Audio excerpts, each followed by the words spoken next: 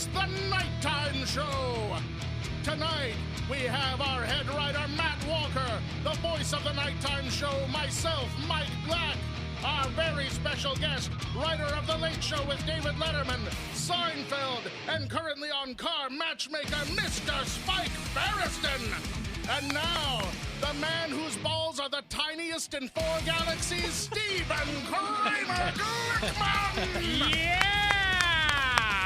Well done, Mike Black. Well done. How are you, buddy? You good? I'm fine. You look good. Yeah. You look great. I'm getting almost the amount of nutrients I need. Yeah. Ooh, very sexy. There you go. Yeah, things have been good, man. We went to go see Neon Demon last night. Yeah. Very terrifying. Is that a metal band? No, but it should be. It probably should be. Yeah, it was. Because we could book them on the live show. Yeah, we could. It was a lot of really pretty people not fucking. Yeah. But coming close to it. You're like, and doing much weirder shit instead. Yeah. Keanu Reeves was in it. I was happy. Every time he came on screen, everyone went, Keanu! Like, the whole room was very happy to see him. It was really, really hey, great. Keanu Reeves is in my show this season. He is really. Speaking of that, all right. Well, let's announce. I don't want to interrupt your flow. No, we got to talk about you. I gotta bring that up. That's awesome. It is an absolutely incredible thing that we have you here today, and you're like I'm a big fan of your work. We've all been a big fan of your work for a lot of different reasons. Late Show with David Letterman. A lot of us grew up watching that show, and of course, Late Show with David Letterman. I know that you worked a little bit on Seinfeld. 3 seasons. I'm a massive fan of Space Ghost Coast to Coast, and I know that you worked on that too. a little bit. And that was I worked on it because I was a fan of it. Oh God, so cool! Yeah. And then of course Seinfeld. Absolutely incredible. We're all huge fans. But you know what? I love Talk Show with Spike Feresten. I loved that show when it was on. I really enjoyed it. Yes. And it's the Star Trek of late night shows. Just a few seasons, but people remember it. You crushed it, and then you bounced and you left a record, and then no, I got got canceled. Let's not beat about the bush. They canceled my ass, but it's we did well. Record-setting, longest-running late night talk show in the right. history of Fox. Yes, yeah, absolutely. Yes. And Car Matchmaker, which is a great show which you host. Season 3. On Here Esquire. we go. Amazing. Right now. Are you in production on that right now? No, we're airing the 3rd season right now. We're right in the middle of the season. Wow. Yeah. Incredible. Well, we're going to get to all of this, but let's start at the beginning. Where'd you grow up? Where are you from? Massachusetts. Born in Fall River. That's Lizzie Borden's hometown. You know what? Yes, my dad used to play in Lizzie Borden's backyard. Oh, really? No yeah, way. He used to talk about that. When I was a kid, I remember watching Alfred Hitchcock Presents, a rerun, and he did like an opening poem where he did the Lizzie Borden took an axe. Right, that poem. right. Yep. And then we were going to Boston on vacation that summer, and we were driving, whatever. It was like, hey, can we go to the town where Lizzie Borden killed her parents, Fall River? And we went. God. How old were you? 11. Oh, maybe 12, God, it right? explains so much So we about went, him. and then Terrifying. we stopped by the Fall River Historical Society, and they had just closed. We missed them by like 5 minutes. And there was like an 80-year-old woman that worked there. We banged on the door, and we're like, we're from California. We're never going to get a chance to come back here. Can we just come in and take a look around for a couple minutes? So she let us in, and we took a look around, and we got to see like a bloody sheet with her parents' blood on it. It was pretty cool. Oh, man. In fairness, most people in Fall River kill their parents. So to us, it's not such a big deal. That's kind of the vibe you're growing up. The other famous person I think of from Fall River is Hank the Angry Drunken Dwarf. That's right. From Fall River. That's right. Wow. I didn't know that till I did the wrap-up show and Bubba Booey told me that. That's he was from exactly Fall River, right. yeah. So I'm an esteemed company. You really are. Having been born there. Absolutely. Like you have to be the favorite son coming out of there now. I don't know. Hank the Angry Dwarf. That's pretty good. The greatest I whack would vote for factor him. of all time. Yeah, really was. of course. He really there you is. go. His statue is going up pretty soon. It's not a very big one, but a No. statue nonetheless. It's a small statue. Yeah. What was there people in your family that were in the entertainment industry? Or No, my dad thought he was. My dad was a salesman, and my mom was a nurse. They're, blue collar folks. But I didn't know anybody in show business. What did he sell? Like novelty advertising. Before there was a cafe press, he was the guy who would go to an area business and go, "Here, your gas station with your calendar on it." I know people in that business today. Like I don't know how they still do it, but I know people. He wasn't really doing it back then, but that's what he did. But he was a huge fan of comedy. So, he'd wake us up and go, "You got to watch your show, Saturday Night Live. You got to check out, this George Carlin album." And I'm talking, we were like pretty little kids, like 10 years old. Steve Martin, Chaplin, just, all the greats, and then all the British stuff. Pretty frustrated comedy guy. Wow. He blamed us, actually, that he didn't go into comedy. He said, if I didn't have kids, I would be as famous as Jerry Lewis. My mom is a very funny lady and real dirty and says real dirty shit to people. And She does. Oh, God, She said, absolutely. The whole thing when she said to you after she dated a black man, Oh, yeah. one of my favorite things. She dated a black guy, and then right after she dated a black guy, she goes, Steven, you know what they say about the black guys? I go, Mom, I don't need to know. And she goes, no, don't. Get your mind out of the gutter. Their penises are enormous. That was her timing. And we were just sitting in the kitchen. I was like, it's unbelievable. Oh. She's always been like that. Yeah. And whenever we have like a family dinner, someone reminds her, like tells her, you have to tell the story about the horse and the cowboy or whatever, and then she's got this amazing story that and that's kind of how I got into it. Why was your mom dating? I don't understand. My dad's been gone since I was young. Oh, okay. And so my mom dead or just left? Left. Just left. He just took off. Left. He was like took 2 looks at me and he was like, I can't with this kid. Like she's always been like when she dates, when we were down, we were just in San Diego, and I said there was a guy who lived, and this is too long a story, but there was a guy who lived down the street, and he was a hoarder, and she almost went out on a date with him, and then last minute decided not to go out with him, and then 2 weeks later he died, and they found him living in his house surrounded by newspapers and Did she soda know cans. he was a hoarder? That's why she said no. That's why she decided to I say think no. that's a good red flag fair. to have. Yeah, and that's a reasonable red flag. I said to her, "Thank God you didn't have sex with him." She goes, "To have sex with him? What are you talking about? We never even went out." I go, "Mom, I know you. You went out with him once." Well, you know what they say Yeah. about hoarders. Yeah. No, Mom, they have cavernous assholes. Right. What do you mean? Well, she had the story about the guy at McDonald's.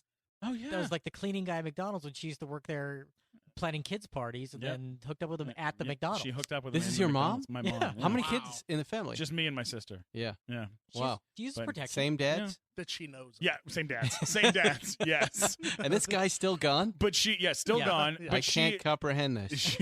she would pull this move she would take me to this comedy club in Oceanside and sneak me in the back door so I could sit there and watch stand-up comics when I was a kid. Oh, wow. There you that go. was like how I got into stand-up. Where's the dad, though? He's never reached out. He's not listening right now. No, he Secretly might be. going, if you're maybe listening, I should you get know what back you in did touch. wrong. You know what you did wrong, Dad. Come get some of this podcast money. It's going to be a Lindsay Lohan situation in a couple of years. He's going to They'd be surface like, I any searched minute. 70,000 gas stations. None of them had cigarettes. Couldn't find any anywhere. Fun to need cigarettes. That's What awful. about aunts and uncles? Did you have other funny people in your life? No, I didn't. I can look back and connect the dots right now to all this, but How back did it- then it was just, Massachusetts is a pretty funny place, Yeah. and I grew up in a town, West Bridgewater, after we left Fall River. That had they had a prison there, Bridgewater Correctional Institute. That's pretty much the big thing that was going on in town. So, all my friends were kind of Irish ball busting, guys, and that just seemed like, well, we're all funny. We all like funny stuff. And, Yeah. let's go see Blazing Saddles. That looks funny. And, I just thought the world was like that. It wasn't until, now that I look back that I go, wow, well, I guess, my dad parking me in front of all this comedy and, then watching TV. And now it makes sense that I'm in the TV trying to get his attention. Sure. Yeah, right? of course, Doing of comedy. course. Now it Right. kind of all makes sense. But Did you do like live theater? Did you work on things when you write plays? Or this write, is a very stuff? Massachusetts story. All right. Tell so, me how it ninth goes. grade. I'm pretty. Look at me. I'm not a big guy, right? So I'm getting bullied pretty much up to the 9th grade, right? I'm Gotcha. terrified daily about everything and football players and the rest I of know it. the feeling. Right. But I'm in a small school, and I very quickly pick up a guitar and start taking guitar lessons and start playing in a band. And now girls like me, and now the football players like me. And now why don't I try out to perform in the school play, which Ooh. I get the lead in the play. What was Now, the play? More girls, and I don't even remember. It's something that the teachers wrote. Right, right. It was not, Enemy of the People or nice Right, Honor Gibson right. drama. It was, Sure. your emotions and a leotard and signs. And, Oh my God. It was awful. Emotional Stress was the name of one of the plays. Oh God, really? Yes, Wow. yeah. Holy crap! Razzle dazzle 'em. Do you know this? You don't know Oh this. no, I'm a big musical theater. I went to school for theater. Is that a real play? That's a real. I don't know if that's a real. No, it but can't be. It sounds like a thing. But I was singing, dancing, and being funny, and I had a classic rock band, but I also had a funny band called the Lunatic Fringe. And I was pretty much the sole entertainment for this high school. And it kept me safe. It really kept me safe. Wow. And when I left the school and went to Boston, I just thought, well, why don't I take this cool part playing rock and roll, and I'll go to Berklee College of Music, and now I'll just be a rock star. And, like, the first day I was there, it's like, fuck, I have wildly overestimated my talent. This is going to be awful. It's just all guys, and they're all like me from small towns, and I just got psyched out. So I hid there for about 3 years before I came across David Letterman on TV and just, literally just went, this is the only place I can work. I've got to get out of this school system, this music school, and I've got to go work for the show. It's where I'm supposed to be, and I didn't know much more than that. Damn, son, you just hit with the wow effect. Hey guys, what's going on? It's me, Stephen Kramer Glickman, and I want to talk to you about something awesome. There's a lot of people here in Los Angeles that are smoking these vapes, all right? But people are loving the vapes. People are vaping. They're vaping and they're enjoying the vapes. But you know what? Guess what? You're doing it wrong, all right? Here's why. Because there is a better company, a better way of doing it, a better way to handle your business. It's a company called blackoutx.com. Blackoutx.com. Blackoutx.com. V 2.0 wax and oil disposables. What is that? What is that, you ask? Well, normally it's about $45, about $50. Not anymore. $29.95. These guys are killing the game. All right, Blackout X devices. Okay, we're introducing the first and only refillable disposable. It's refillable and disposable vape pen on the market. It can handle e-liquid, oil, soft wax. Be the first to use one of these amazing vape products on the market today. Version 2 includes a better wick system for wax and better airflow and intake. People love this stuff, okay? I'm not playing around, guys. This is the real stuff. People are really, really enjoying it. And don't be left out flapping in the wind. Psych! Because that's the wrong number. Oh, I don't know what that was. But don't be left out flapping in the wind, okay? With all your vape friends. Everybody's like, "Oh, I have a cool disposable one that I have to throw in the garbage." Well, you're doing it wrong. Smoke weed every day. Basically, this is the way to make I can't even play that clip without laughing. It's really great. Guys, it's really phenomenal stuff. It's great for e-liquid or oil, soft wax. It's got a nice lip shape design. It has a refillable clear tank. It's easy to use. It's easy to fill. No odor.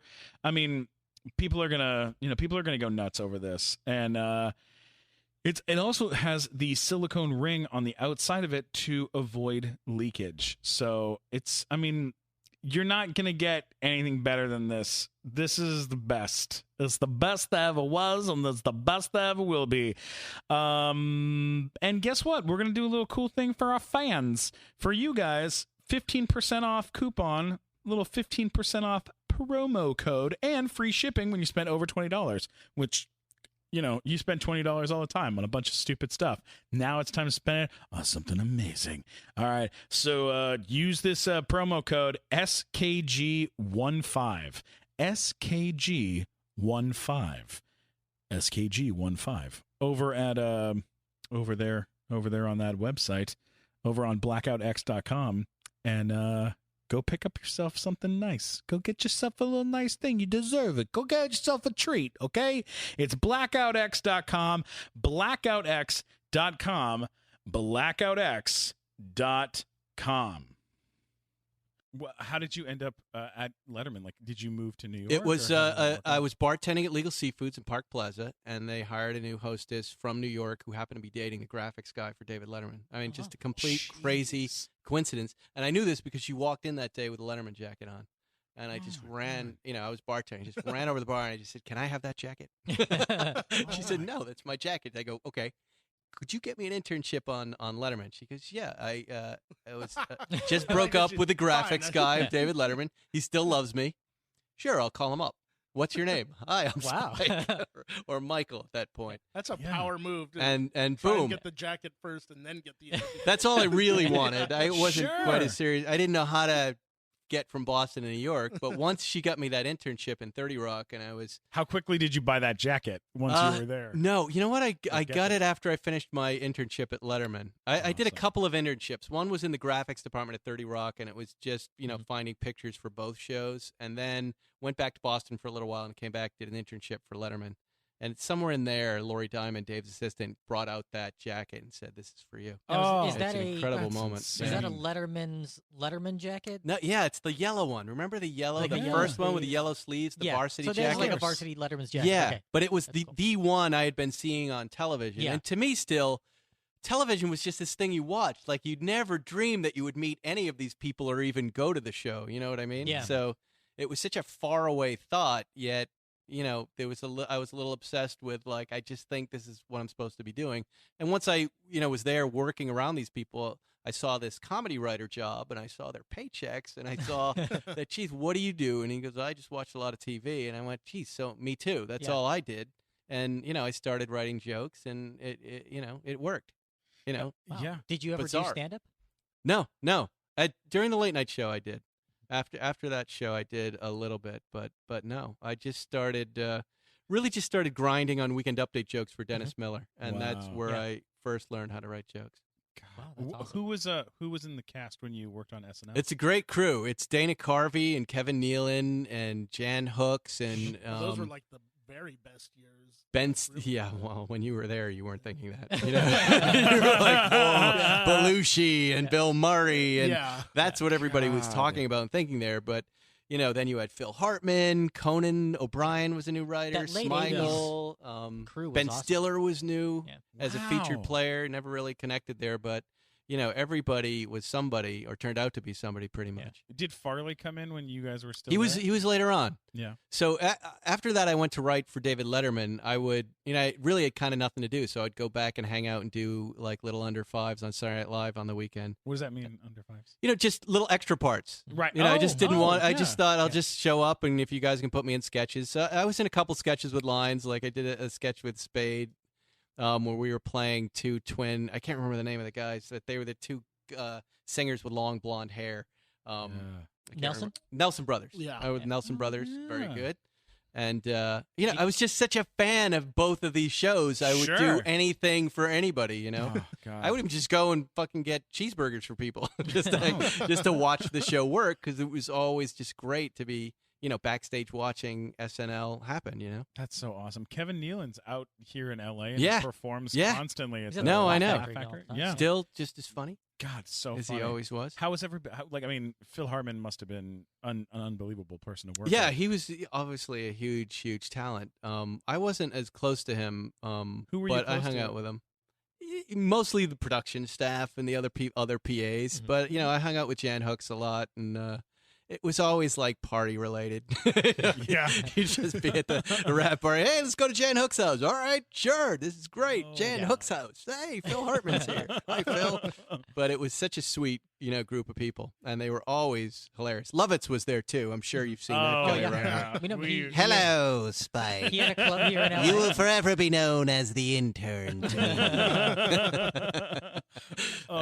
When did Dana Carvey show come around? Was that after? That was after, right? Yeah. Because I think I had done a season of Seinfeld, and I had caught the show, and it blew me away. And I remember at the end, Seinfeld was ending right about April, and we had a month off to relax. And I called my agents and said, "Hey, can you get me on that show?" They go, "What do you mean?" They go, "It's not doing well." I go, "It's the funniest show I've ever seen, and Louis C.K. is my friend is on it, and I would just, I'd love to do anything on it." Yeah. So weirdly, I got a call back from my agent. It doesn't happen a lot. They go, Sure. "We got you the job on that show. Oh you can my show God. up." And I'm like, "Oh my God, that's incredible." And I'm wondering why. He goes, "Well, Seinfeld." And I'm like, "What about it?" It still didn't. I was a program consultant on this show. I was the new guy. Yeah. I wrote 2 episodes. It didn't matter. So Steve O'Donnell and I were, partnered on Space Ghost and other stuff. He was the former head writer of Letterman. So I said, "Hey, come with me and we'll go as a writing team and we'll just have some fun instead of taking a vacation. Let's go write for this show." And when I remember when we showed up, I saw Smigel and these guys, said hi. I was like, this is going to be great. And there was this ABC executive there, and she, took us aside, and she said, I'm so happy you guys are here. And we're like, oh, great. She goes, yeah. He goes, they really need someone to come in here and take over the show and make it work. Ooh. And I said, wow, well. No pressure. I'm not here to do that. I love everything they're doing. I think there's been a miscommunication. Like, whatever Smigel and Louie say, I'm going to do. And she turned white. Oh, no. And, obviously some shenanigans had gone on, as far as getting me that job. Like, these guys are going to come in to fix it, maybe. But that was never said to me, and nor I'm sure to anybody else. That we were just like, we hope you pick our stuff. Yeah. That was our attitude. We hope you pick our stuff. So, I don't want to jump back I don't want to jump back too far, but Letterman, when you were working on Letterman, was that, at what point in your career did everybody in your life start kind of clamoring and kind of going like, oh my God, you're working on the show, you're on the show. Like, when did everyone around you kind of start getting excited? What do you mean? Just like family and friends and people like that. Like, at what point did people start kind of reaching out and kind of saying like, oh my God, you're on this I don't know if that ever happened with that show. I don't know. I think it was all pretty exciting to my family just being in New York, Right. just being the intern guy. I could call up and go, hey, you're not going to believe this. I saw Herb Sargent, who runs the writing for Weekend Update. No way. It was always very exciting that we were part of it. But, I don't remember anybody other than, my brother Wally and, my mom and dad just being excited for me. Did people call? Oh, I guess there are moments like when, we did a Mother's Day story, staff Mother's Day stories with Letterman, and everybody came. He told the story and it had some funny ending. And my mom, a story with my mom got picked. And I remember saying to Dave, my dad is not going to put up for this. If I put my mom in the show, I need to put him in. And Dave's like, yeah, sure. We'll have one dad there. He can just be, putting sour cream on his face with a butter knife. And I'm like, great, he'll do that. It'll be totally fine. So those moments, like when, we were in Patsy's and I'm sitting at a table with my parents and Dave, those were pretty amazing and stressful moments for many different reasons. Like, that sounds nerve-wracking and wonderful. Well, because I know my father's going to misbehave any fucking second, and which he does. Of course. He does. So we're telling the stories. I don't remember what the story is with my mom, but it's all going well. It's just, 8 staffers and cameras and Dave, your boss, who can fire you every 9 weeks. So, Oh, my God. And then there's my dad sitting there, and, Dave sets up the joke. We get all these moms, and we have one dad over there, Mr. Feresten. They cut to him smoking a cigarette. So already there's one funny cutaway of him, right? Great. And then, 30 minutes into the shoot, Dave goes, I can see him whisper something to Hal, and Hal goes over to my dad and he goes, Dave would like you to shave sour cream off your face with a butter knife. And I see my father getting angry, and I'm like, oh, fuck. And, Hal walks away to Dave, and my father comes up and he goes, are they making fun of me? Why the fuck are, he starts getting mad. What, they're making fun of the way I look? Is that why he wants me to shave sour cream off my face with a butter knife? Now he's mic'd up, and Dave and Hal have headphones on, and they're looking over, and I'm like, this is my fault that I let the lion into the hen house, right? Or whatever the analogy is there. Yeah. And now Dave comes over, geez, I'm very sorry. He's apologizing to my father. I mean, it's just exactly what I feared, so I don't know. Oh, yeah. No, I Good know. Times. I brought my mom to a Kids' Choice Award event because I was working for Nickelodeon. Mm-hmm. And Seema, the president of Nickelodeon, this woman was standing there, and I go, Mom, I want you to meet the president of Nickelodeon. This is Seema. Seema, this is my mom. And my mom goes, Seaman? And she goes, no, Seema. And my mom goes, Seaman. And she goes, Seema. And my mom goes, that's your name? She goes, uh-huh. And my mom goes, you can change it.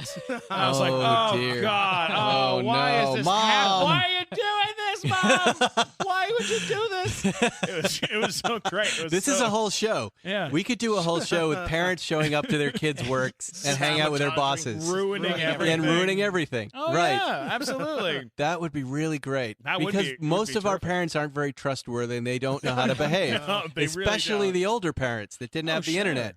Yeah. They're To awful. the Writers Guild. Register it at once. Quickly. Yeah, you Off can we have it. go. Before this airs. Let's can we talk a little bit about oh wait, I have a question. oh, yeah, no. Where's the jacket now? The jacket is in storage. I have In it. storage. I have it. I never knew what really. It was an extra large first and foremost, Oh, right? So okay. I can't quite you're wear not it. an And then extra large wearing guy. Yeah. I have 5 of these jackets, which I love. I just don't know what to do with them now. You know, if Are I they was a all different extra large? guy, I would put them in my bumper pool room downstairs in the basement, like frame them under glass. But I don't want to look at that shit. You know, Are they all so- too big to wear? I just don't know what to do with show jackets in general. Like, when is the appropriate place to wear that and where? Hollywood, anytime you want. No. See, you could wear it ironically if I gave it to you, and you could I say, totally this would. isn't mine. The problem is if he wears it out to the bar or something, someone's going to come up and ask him for an interview on some No. job. Yeah. Did you watch Silicon Valley with the Pied Piper jacket? Oh, there yeah, you go. of That's course. a perfect analogy I for the know. varsity they jacket come right and there. bother you with that stuff all Yeah. the time. Yeah, it's weird. Can we talk about Space Ghost Coast to Coast? Yeah, because sure. it's hands down one of my favorite TV shows of all time. I like I it, have too. every single Yeah. episode in my phone right now. I'm not joking. Whenever I fly, I just watch Space Ghost on the plane. That's like It's a just- great that's it. show to watch on a plane, right? Oh, it's Because so nobody good. else on the plane would get that show and would laugh at it, right? Especially Yeah. businessmen. It's anti-businessman Yeah. comedy. It really is. It's real weird. A friend of ours, John Schnepp, was an editor on the show Mhm. in the editing room for a little while, and you know, it was one of the reasons why I wanted to be friends with him in the first place. Right. And now he knows. And now he knows. Mhm. How did you end up involved in that show? All right, that's my brother Wally, who was asked to do an episode first. And I didn't even know about the show, but he called me one day and he said this Cartoon Network, was it? It wasn't even Adult Swim yet. It's got this great show. I wrote one. You got to watch it.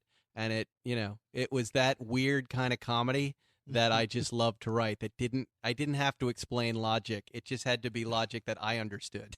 Yeah. Right? And non sequiturs and everything else. And at the time, Letterman was doing less and less of that. You know what I mean? Yeah. Mhm. In the beginning, they were doing jokes like, viewer mail letter. What would life be like without the Constitution? Yeah. Paul, I wonder what life would be like.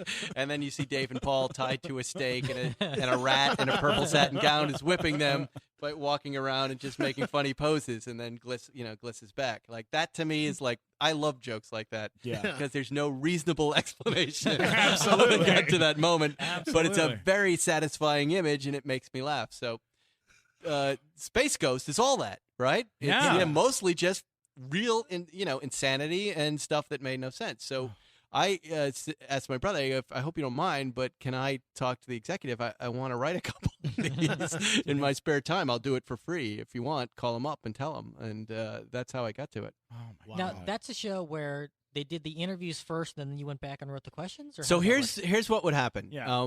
We're they'll assign you an episode, and I'm just now thinking back. They would send you a list of guests that you could put in the episode, just names. Oh my God, So, amazing. Here they go. Take as many or as few as you want, but these 2 or 3, and the voice of Space Ghost would interview them on the tape. So you'd have on the tape. Janine Garofalo was in one of our episodes. Sure. Her getting interviewed by the voice of Space Ghost, Mhm. and him asking mostly normal questions. What's Right. your new show? How old are you? What kind of pants are those?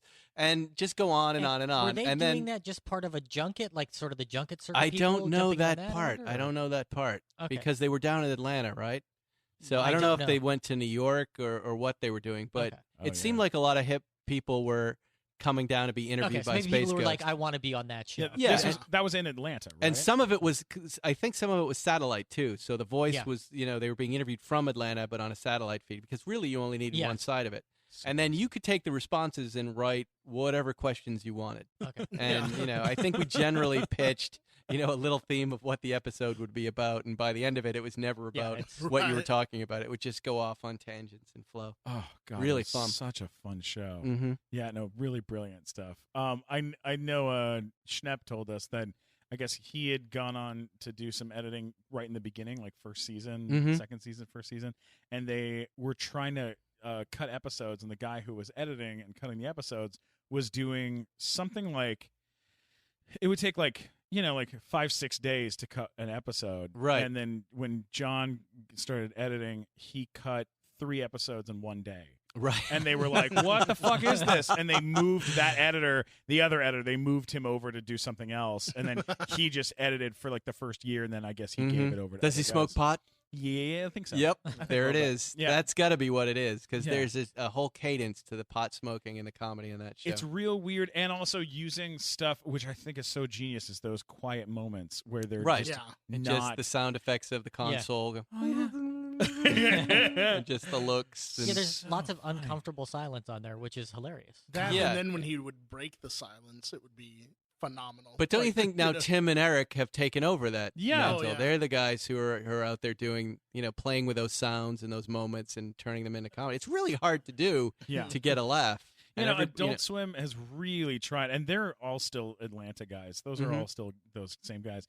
They try really, really hard to capture that same kind of essence, and sometimes that's casting homeless people as in roles, and then casting them opposite like Oscar winners, which they've done repeatedly, which is genius. Like they had Jonah Hill and some total lunatic, guy from the Ding Dong Show, from the Comedy Store, and they just pair these guys up and let them go to town, and it's like it's crazy. It's a lot of fun. We had a situation on our show where I tried to do this, it didn't work as well. Where you know what though, for the promos it worked fine. It was better for the it worked better for the promos. We on the nighttime show, the live show, we wanted to have a character that's my elderly aunt who just sits in the audience and roasts me throughout the show and talks about like how horrible like what are they paying you in nachos? Like just mean old lady. And so we hired a woman I found on Craigslist to play my elderly aunt. This all sounds great so far. And it was so like when we taped it, it was fantastic. We tried to do it live with a different lady, and it was hard. It was harder. She improvised. She started doing her own jokes. She wouldn't do. It sounds, but what makes that work is it not working in front of the audience. You know what I mean? I bet it was really great. fun. Like if still that really audience didn't it. get it, you probably did it. You pulled it off. The audience sitting there. You know what I mean? Completely. We don't want them to have a good time in that situation. We want them to be looking at their watch and like, I'm getting out of here. Well, then mission happening. accomplished. Because we did it. Right? I'm very proud of our work then. We opened last month's show by saying that it was like 200 years in the future. And then giant what was it? Cockroaches were taking over the world. And so Mike comes out on stage as me in the future with a giant beard that's all like real like prosthetic, like nice beard, and he's in a janitor suit and he's sweeping the stage, and he goes, "Oh, I remember." What did you say? I was like, I remember when this used to be the Improv, and they put on the greatest show of all time. and back then you could validate a car for a mere $8 instead of a sack of skins of your loved ones, and stuff, like all sorts of weird shit like that. While he's saying this, we have a guy in a giant cockroach costume, and we're talking like massive, giant. We have to ship it here. The guy comes out into the audience and goes, "Human, get off the stage!" And, like yells at him, and the fucking audience was like, "What's happening?" We were so weirded out. Yeah, but like that's all of that. We had a device that was powered by applause. To make them to go travel back in time. I was watching because as you walk in here, you see some of the folks that are coming to the Improv here, and I was like, I'm not sure I'd want to entertain those guys. They don't look like my kind of guys. That's not a bad opening line. You know what I mean? I'm not sure I want to entertain you. Yeah. Well, we're lucky enough that we've been doing our show for about almost a year. We've been doing it live, which is insane. And like the audiences we get keep coming back, and they're like, they're yours. They know it's like Adult Swim kind of weird stuff. And good. We'll have a table. 2 months ago, we had a table. My desk on stage was full of koosh balls, so I kept throwing koosh balls at people and going, "Rosie O'Donnell," and I would just throw them in between comics. And it was like, people get it. They know it's weird, and that it's going to be, And then we've had DJ Doug Pound, who is the editor of Tim and Eric. Awesome show. Great job. Great. We had him as our musical guest, and we had Davey Force. Davey Force, who created the opening title sequence to Tim and Eric. Oh, cool. We had him on to show The Chickening, which was his I remember that. Sundance movie. The Shining, but with chickens. Yes, very weird. Which, I don't know where you come up with that idea. I don't know. You know what's funny about Tim and Eric? I have two 2 little boys who are 8 and 6, and I show them Tim and Eric, and they get it right away. Mm-hmm. And it finally made me understand Tim and Eric. They were on your This talk. is cool. Yeah, I used to bring them on late night They show, were on the right? talk show. Yeah. Yeah. I Nobody watched else that. would at the time, but I said, no, these guys are coming on. And they're like, why? I go, because every time I have to fly to New York, I put their shows on my computer, and I am laughing all the way to New York. And, I just know, it was this businessman thing. I just know it just makes it so much funnier knowing nobody else really understands what's Everybody great sitting about around this. you was like, what is What is he looking at? Why is that funny? Steve like, for Brule? me- What? For me, the show like that is TV Funhouse. Oh, Yeah, God. That that's was a so great And that's good. the one show. where like it was one season and done, Yeah. and that was it. And it's Mhm. like I remember the first when it was on the air, it was like a thing where Comedy Central was like, we paid for it, you might as well show it, I guess. And it was like Mhm. 12:30 at night on Saturdays. And I actually fell off my couch laughing so hard that they did the Joe Camel Pokemon sketch, Oh, my which was God. a crossover between Joe Camel and Pokemon, and it was Joke-em-all. was what they did. And then you see Joe Camel, and he's like a little camel, and he's hopping around. But then all of a sudden, when he like transforms to fight the other Pokemon type things, Yeah. his giant nose turns into a giant penis, and then Jane Camel comes out, who turns into a giant vagina. And it's just out of nowhere, you're like, God. I laughed so hard. So I couldn't weird. believe how funny it was. Like it's I used to love Wonder Shows, and do you remember Wonder Shows? yeah. Wonder Chosen was Oh, fantastic. so good. When they Now, go- who made that? I forgot about that show. We got to look that one up. That was an amazing show. They would That should go, never have gone away, right? Kids that on was the a- street, kids on the beat, beat kids, beat kids. These little kids interviewing Wonder people. Chosen. Yeah. Wow, I'm gonna go home and What's watch it that like tonight. being a racist? People would be like, "What is happening?" That stuff was so great. Oh, they were the best. Yeah. Who is it? Who aired Wonder John Chosen? Lee and Vernon Chapman. Oh, Vernon Chapman. There you go. Where was it? On MTV2. On MTV2. man. Bring that back. Yeah, dude. The seriously. best. All right, we got to talk about the show that literally the whole drive here. Yes. Me and Matt were driving here together because he Together? picks me up because I'm not a good driver. He's I'm Okay. very, the What worst does that driver mean? ever. I'm very bad. I'm He's very bad bad at driver. driving. I lived in New York for too long, and then I came out here, But and then I started we're trying safer to drive. with him But you not don't driving. have a driver's I have license? a car and I have a driver's license. So you just prefer to be driven. I don't. I prefer Uber. him to I'll be Ubering. driven. I'm Ubering. What's All right. happened? I'm just not good at it. I've Like, gotten what does a that bunch mean? of accidents. 13 accidents? I have Somewhere in there? more points on my license than a person For should what? have. DUIs? No. No, he doesn't even have that excuse. He's just that I'm bad a just driver not while good he's at it. sober. I look It at does things. not I stop go, anybody in Hollywood here. I look at all. everything when I'm driving, and also I have a girlfriend who loves to drive, and so Right. she drives all the time. Wow. And then I can just sit there and play on my phone, and Yep. it's Yeah, a lot it's- nicer we're- for me. trust You prefer to be driven, I think. I prefer is- to be driven. That's it. We're Yeah. better Yeah. off Driven. with him not driving. It's believe for the me. best. Yeah, he doesn't know anything about cars. Tell about when Oh. he told What you did he- what kind of car he Oh, got. come on. I Yeah, don't tell- want to do that in tell front him of that. car matchmaker. That's the Go most ahead, embarrassing please. thing in the world. Embarrass him. I think it's important that he Oh, hears. Just that's- reenact it. Let's all go. right. This is an actual thing that All right. actually happened, Spike. and conversation You're we not. actually I had. promise I won't judge. I please hope that you don't dislike me more than maybe you do. I hope you like me and then you don't dislike me. All right, this is what happened. It's an actual thing. I got it was time to go buy a car, and I had an Oldsmobile Alero. You remember those piles of shit cars? So I It's got a funny rid of. car for a comedian. Yes. There was old in the title. There was all Yeah. sorts of jokes about it. Yeah. Right. A lot of other clowns would pile out of it when you got it. Sure, exactly. So I gave that car away, and then it was time to go get a new car. And so I went, and the choice was either a Chrysler 300, okay, Right. with Lambo doors, which I thought was cool. Lambo doors. Yeah, like Lamborghini doors that go up. And Like how a did that ZZ Top happen? Style There's some slide. stupid guy was selling them and selling the car. So I was like, He customized the doors? yeah. And he put scissor doors on He there? put scissor doors on. I know. Wow. I was like, that could be kind of fun. Can I And, guess on the person's race? Am Am I correct? It was a Chinese guy. It was a Chinese guy.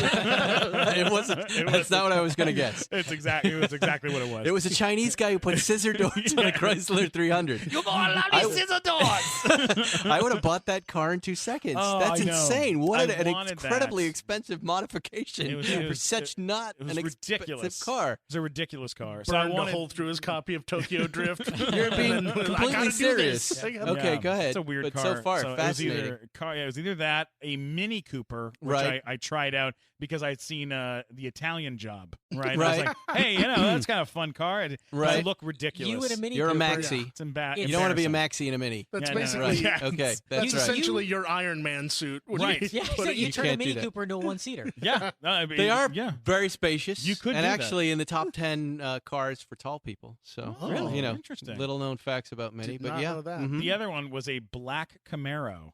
All right, with black leather interior. right. All right. And I was like, that's Too what much I- of a dude mobile. But I liked that car. I liked Okay. it. And I felt So like where is the embarrassment? well, Where's I the felt trouble like here? Vin Diesel when I was in the car. Right. So I was like, so I was like, I'm going to get this car. So I get that car. That's what I Right. get. Okay. And I'm driving home from the dealership, and I'm calling fucking everybody. I call 5 people in a row. Hey, guess what? I just bought a brand new car. Oh, yeah, what kind? Camaro. Suck a dick. Click. Right. Next call. Hey, guess what? I just bought a Camaro. Oh, race you for pinks.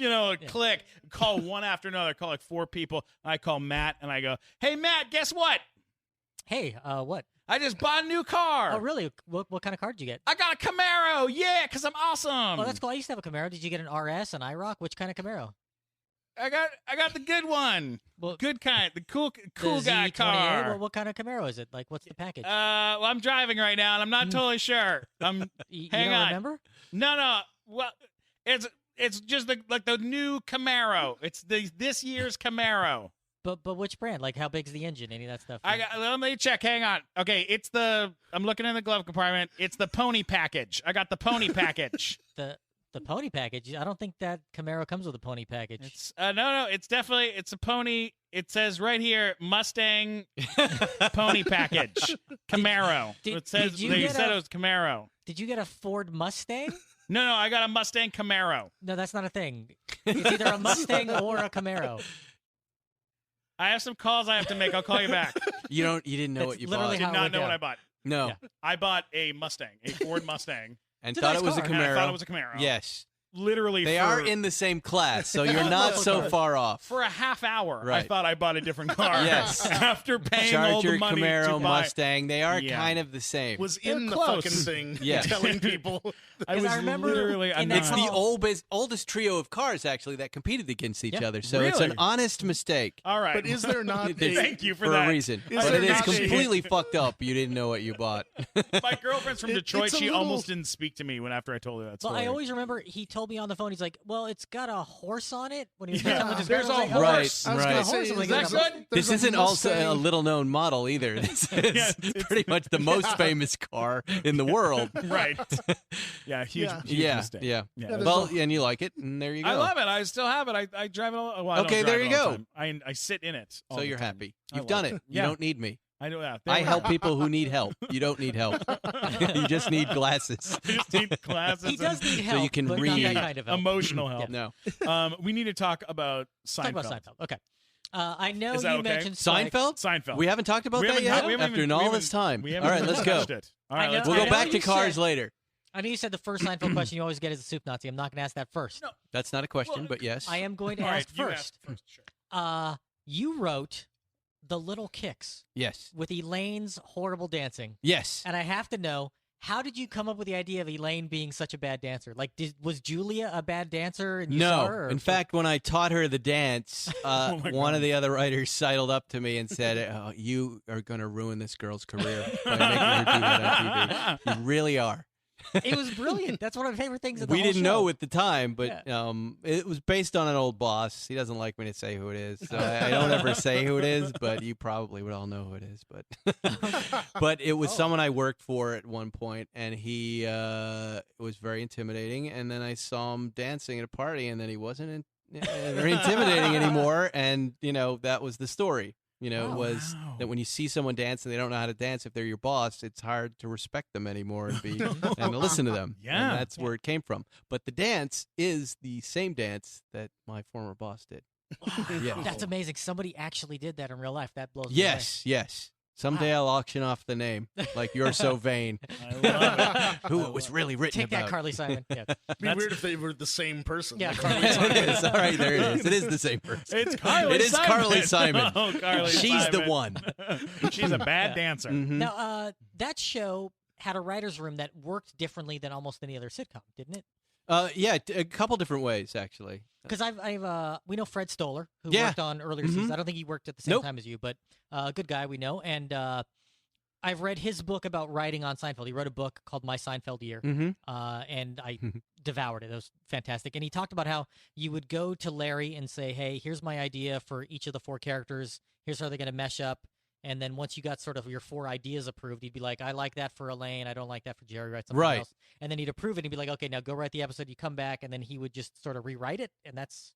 Is that how it worked? I Is that how it remember worked for you or no? Well, there are 2 different ways. I come in on season 7, so it's Larry and Jerry, and then 8 and 9 is just Jerry. Yeah. So it was a little differently. But at least season 7, you'd come in at the beginning of the season with a yellow pad full of ideas and tell some stories. You know, had this boss who danced funny, and after he danced, I couldn't really respect him. Stuff like that. Yeah. And I go, all right, you know, what do you know, who's it for? And I go, I don't know, it could be for Elaine or whatever. But it was mostly just Larry and Jerry said at the beginning of that season, and I hadn't written half hours before, really.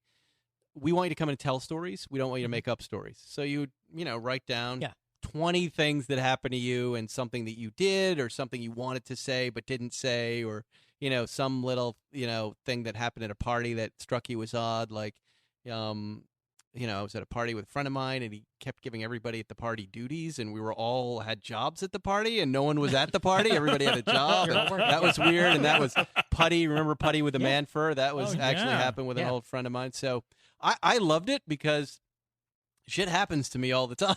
Shit is still going on all the time. Sure. And I was able to come in and vent about a lot of it, from the Soup Nazi to Little Kicks to girlfriends to, this writer's room joke about my girlfriend's ass would wake up in the middle of the night and start talking and say, hello, everyone. And, but my girlfriend would be asleep, and it was just learning how to talk. So it would go, la, la, la, la, I'm going to keep you awake, Spike.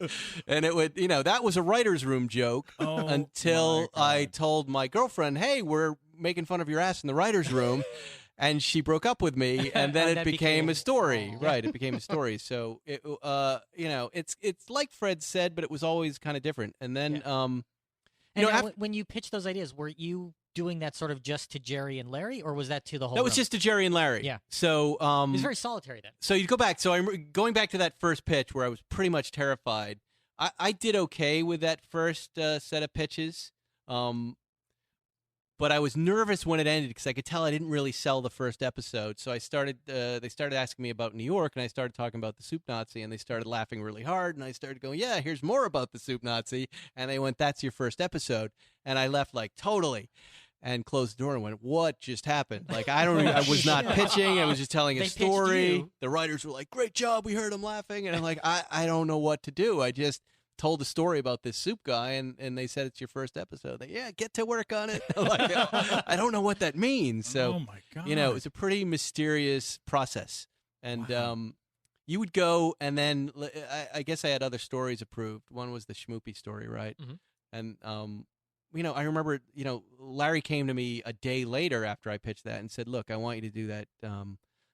Public displays of affection story, because I didn't want to say it in the room, but Jerry and Shoshana are doing that a lot, and it's really been bugging me with the oh baby and the schmoopy and all that stuff. So he goes, put that in as your Jerry story. And, you would figure it out on a dry erase board up until the act break, and when you thought you had it right to pitch, you'd call them in the room and pitch it to them, and they'd add stuff or subtract stuff, and then you'd be off to script and write it, turn it in, do another draft with notes, and then hand it over to Larry and Jerry, and they would turn it into the masterpiece. What was your office like? Did you have your own little office? Yeah, yeah. I think I shared an office with Matt Selman for part of that year. Do you know Matt Selman, the Simpsons producer? Sure. And then maybe Steve O'Donnell for the other part of it, but I don't recall. But it was really fun, really small, great group of guys. Tom Gamble, Max Pross, and Peter Melman, and everybody. We all hung out, and we were there 7 days a week, and it was fun. What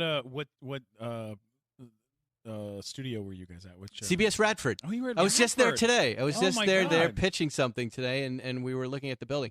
What really blew me away was coming out of the Ed Sullivan building, working for Letterman, was how tiny this Seinfeld operation was. Yeah. I flew out to L.A., I'm going to move here, and wow, if Ed Sullivan is this big for Letterman, can you imagine what Seinfeld, it's going to be 50 stories, and, typewriters everywhere, and it was this tiny little bungalow that used to, I think Burt Reynolds was there before Seinfeld, and then this just group of writers, Larry and Jerry, and a couple assistants, and everybody's just down to earth and nice and going, all right, we'll tell you how to do this and we'll do some. And like, what's your relationship like with these guys, with Larry or with Seinfeld? Well, there are two types of guys. There's Larry guys and Jerry guys. I'm a Jerry guy. Yeah, I am, and I think it's the car thing that kind of tied it in. But we all still talk. We obviously all went through something, and we're all still fans of each other. And Larry's doing Curb again, and Berg's up on Silicon Valley now, and Schaefer had his show there on FX, and we talk periodically. That's It's fun. Carol Leifer's around. I hang out with her. You worked on B-Movie too, didn't you?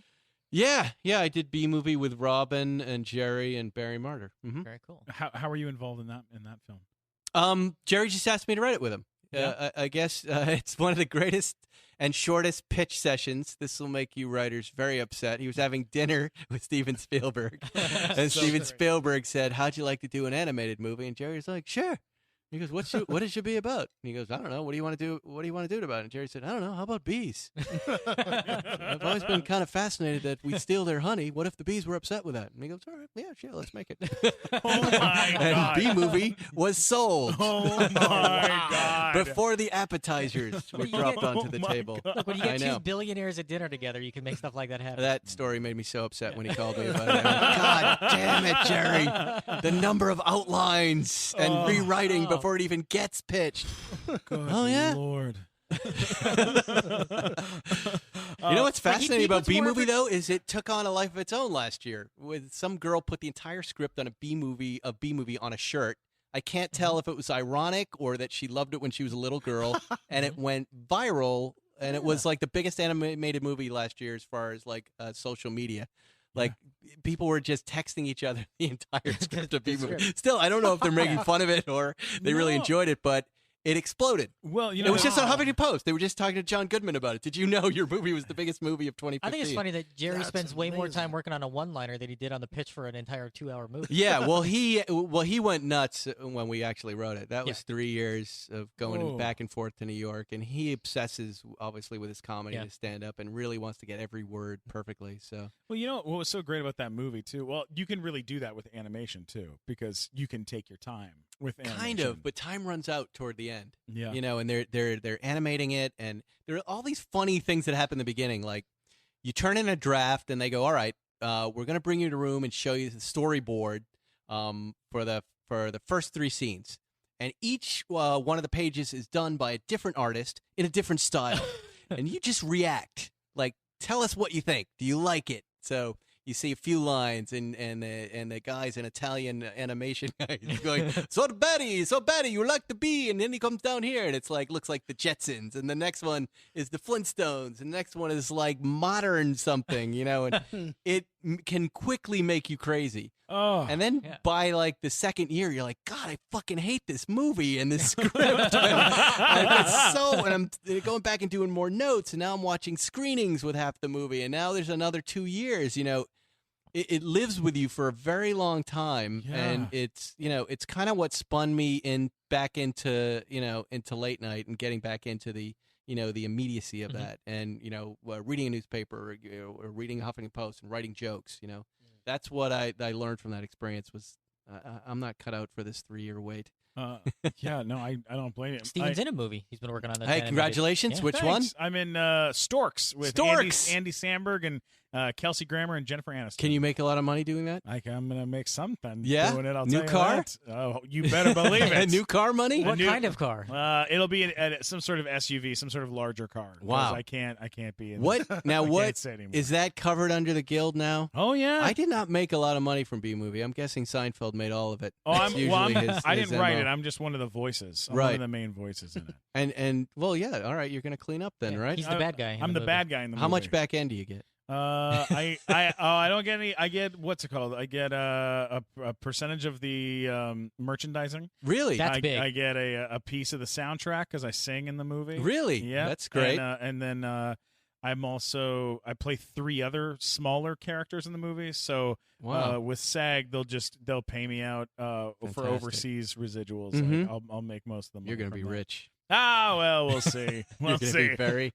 very rich. What dolls are we buying of yours? What is it, a stork? I play the pigeon in the movie. The pigeon. So he's the bat. He plays the a only pigeon? pigeon Very that disappointing lives. sales of the pigeon this year. It's a at pigeon that Christmas. looks like I'm Donald sorry. Trump. Yeah, it's Yes. a pigeon that looks like Donald Trump. Oh, that's Yeah. cool. And he's a real. He's got a real attitude. I like that. Yeah, Yeah. He's really ridiculous character. Yeah. When And you he's- have kids, those movies become really fun. They kept saying, you'll know this term.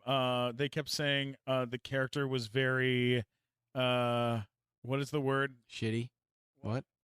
Polarizing. Polarizing. Wow. They said that, and I've heard that from the marketing executives, and then separately in other meetings, I've heard it from producers. I heard it from the director. That's good, though, right? Polarizing, where they're like, the kids are obsessed with it. When the character comes on screen, kids Yeah. get really jumpy in their seats because Oh, they're that's excited. good. But the parents are like, oh, this character. Oh, so that's the good. voice is driving me The crazy. movie's not for them. So you're the Okay. Jar Jar of them. Yes. God forbid. What's the matter? You said the Jar Jar. You said Jar Jar on the show? Come on. Wow. Oh, man. That is That's low. just so A mean. plus. It's like the Low. meanest A+ thing Mike ever. Well done, Mike Black. Excellent. No, you can tell he's going to be successful because last night at the movies, he was like, I'd like a Coke. And they were like, small, medium, or large. He was, all three. Let her ride. What of each? Spending that money already. All right. I know you have more Seinfeld questions. Do you have any more Seinfeld questions you want to ask? Well, before we I move could on? get into a bunch of stuff, but I'm All right, going to well, try to. give I one- don't want to be one- too super nerdy on it. Throw one Let's more. do it. Throw This is one your more nerdy chance. one out. Come on, Matt. Okay. You were involved. Two of the episodes that you are listed as writer on Mhm. have controversy with them. And They do. obviously, you know the Puerto Rican Day Parade one, of course. Yeah, I contributed nothing to known. that, really. But But here's what I'll just say about it. It could have been any parade. It Yeah. was really the idea. It didn't you're, have to. It was just you're a trapped parade's by annoying. Yeah. parades, and I guess everyone thought that was the funniest one. But every writer on staff is credited with that episode. But I will say, I did raise my hand and go, I don't think we should be burning a Puerto Rican flag. And they, oh, Spike, Yeah. you're so sensitive. All right. Okay, guys. We'll Okay. see. Because the other one that I was surprised to see that was controversy, like when you click on the thing on Wikipedia on it, it's like controversy was the section Really? on there. And I was like, oh, and it's the bookstore. Because there's a line in there Mhm. where opium is referred to as the Chinaman's nightcap. Oh, right. Yeah, that's true. And I was wondering, did that line originate from Jerry and Larry, or did that originate earlier in the script process? Like, how did what they get year through? is that? You know, I can tell you who's at fault. I can guarantee you that's Steve O'Donnell. That sounds like Mr. Steve O'Donnell. Because that is season 9. Yeah, so Larry wouldn't have been there for that. No, I know I worked on the episode. Did I? I don't think I wrote the episode. It's but one that you're listed as being the writer on, but who knows? I think I Yeah, yeah. co-wrote it, right. But Chinaman's Nightcap, I can guarantee. I have a really good memory for remembering people's lines. Mhm. That's Steve O'Donnell. And I'm pretty sure he was on the show that 8th season. We brought him in, and I can even hear him saying it, the Chinaman's Nightcap. But that is Because they cut that line from the reruns, apparently. Oh, it's hilarious. Yeah. But it's really a slang term for heroin. It's, Yeah. it's an historical one. So Yeah. I don't know what people are upset about. Okay, you did the Muffin Tops, Yes. which also featured, if I remember correctly, that's the episode that featured the real world Seinfeld tour, like your sort of knock up on him, right. which the real Kramer was doing. Yes. And he was doing like the Jerry reality tour or whatever it Yes. was, right? So like obviously you pull that from what was going on in real life, but I mean, did they sort of come to you and be like, "Hey, we should do something on this," or how did you figure out No. to do that as a plot line? I was just having fun with the idea of art reflects life, reflects art, or Yeah. life reflects art, reflects life. I was really playing with that formula. And I guess it would start with the real Kramer, and then the Seinfeld Kramer, and then the real Kramer does the bus tour. And then I thought, all right, it's our move. Let's get the real Kramer doing a bus tour. So great. Yeah, that's kind of the thinking I used to do that, and it was purely passive aggressive towards the real Kramer. Yeah, totally. Just like this will be really fun. Because he was like being a pain in the ass. He was suing yeah, the show. but and we were whatever. talking about how shitty this tour must be Yeah, for people. right, They yes. hand out a little Snickers Little bar. Snickers bar, You're yeah. stuck in a bus in traffic, looking at these places where we really didn't shoot. Yeah, 'cause he's and driving it's in a all dog- B-roll. Yeah. Yeah, it's B-roll. So funny. And so that's what we were like. All right, well let's make it shitty and have some fun with it. Yeah, Right, that's the one where right. Jerry turns into a werewolf at the end. 'cause Yeah, he's that one I'm not shaved his sure chest about. and all Yeah, that. I feel bad about that story. But there's some other good moments in there. Also, we brought back the Jiffy Park guy, the Jiffy Dump guys in that one. Yeah. But I had a girlfriend in New York who only ate the tops of muffins. She was bulimic. So she had a list of good and bad foods, and Muffin Tops was on it. And she said, I'm going to start a Muffin Top shop one day. And, that made everybody laugh when we were talking about the Muffin Top shop. And then, let's do that with Elaine. I remember that the large woman who ran the homeless Rebecca was De Rebecca De Mornay. Yes. Like, obviously, that's a reference of the Seinfeld. God, I remember the moment he said it in the room. Yeah. It made us laugh because it's hilarious. So hard. He goes, my name is Rebecca De Mornay. And we started rolling. We went, what? That's hilarious. And then that woman walked in, and we cast her. And I mean, it was just... It was perfect. There was a lot of it where just having fun. The writer's room vibe was suddenly going on to the show. Yeah, and then you did... This is just to entertain us. Yeah, because also you did the one with the Technicolor Dreamcoat episode right. where Jerry was always like, how come I can't be your boyfriend? Like, why do you just assume it's not me? Yeah, that's true. Well, two stories. The girl I was living with in New York invited the wigmaster from Joseph and the Technicolor Dreamcoat to come live with us. A real thing. Wow, No way. Yeah. Are you serious? She goes, I hope you don't mind, but I've invited my friend. Already I'm in hell with what's being said, who's the wigmaster for Joseph and the Amazing Technicolor. They go, what the fuck are you talking about? What a radical title that is. Massive fight. And, the guy ended up being afraid of me and wouldn't come stay. But still, I never really figured out what the real wigmaster was just like, because, I don't know if this is a pattern with women, but at least with my girlfriends, they'll communicate my anger about the situation to their friends. So then now there's no hope that Spike freaked out. But really, what I was saying to her was, a length of time. We have to establish a length of time because that's a 3-month run. Can't be indefinite. Absolutely. And you're inviting a wigmaster who I've never met and don't know what a wigmaster is for a play I don't really care for. Isn't the proper amount of time 6 or 7 days? And that's it. And that became the story. It's like, what's the amount of time? And, if it was the hairball cleanup guy from Cats, like, fine. Right. He can move in. He never ended up staying, by the way. I've always felt bad about it. So there's that. And then what was the other thing we were talking about in the episode that you just said? Well, it's how Jerry, people would hit on people in front of him. And he's like, why can't I? Carol Leifer said, will you come to the BMW dealership with me? I need to lease a new car. And I said, sure, let's go. And we went there, and the salesman hit on her. And he kept flirting with her. And, it didn't really dawn on me until I got back and went, fuck, wait a minute. That guy, how does he know we're not together? What was that?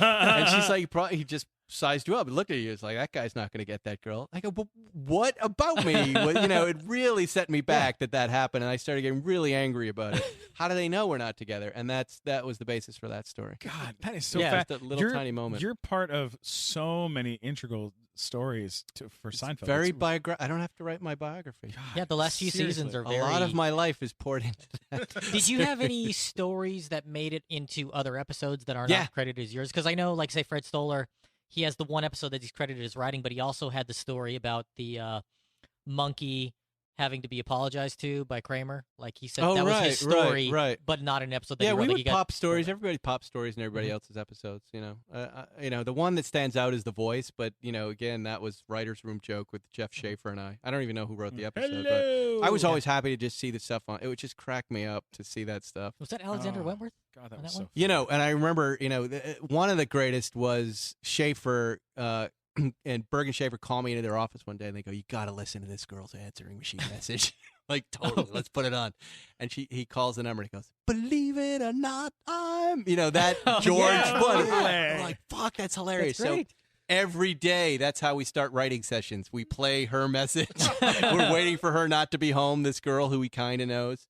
And then Schaefer, somebody says, let's put it in the show, and we put it in the show. And then the night it airs, we called her. And her message machine picked up, and we just said, watch Seinfeld tonight, and just hung the phone up. Didn't say who it was. Didn't say who it was. Just watch the show.